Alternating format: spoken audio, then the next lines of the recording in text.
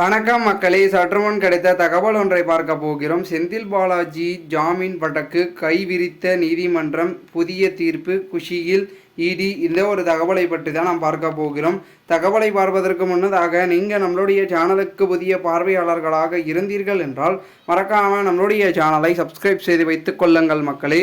தற்சமயம் வரைக்கும் இருக்கக்கூடிய செந்தில் பாலாஜியின் ஜாமீன் வழக்கு ஜூலை 10ஆம் தேதி ஒத்திவைக்கப்பட்டிருக்கிறது.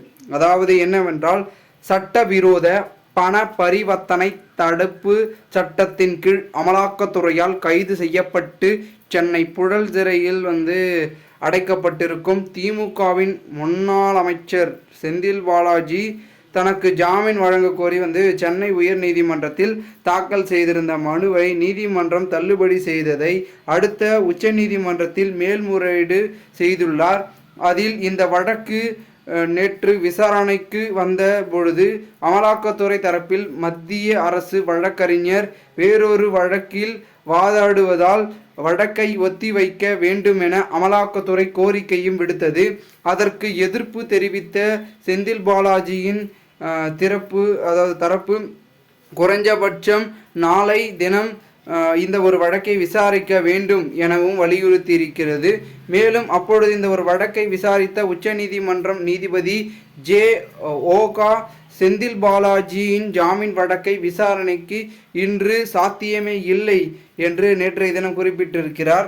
உங்கள் தரப்பில் வாதங்களை மட்டுமே கேட்க வேண்டும் என நீங்கள் எதிர்பார்க்கிறீர்கள். அமலாக்கத்துறை தரப்பில் வாதங்கள் கேட்காமல் ஜாமீன் மனுவை விசாரிக்க முடியாது.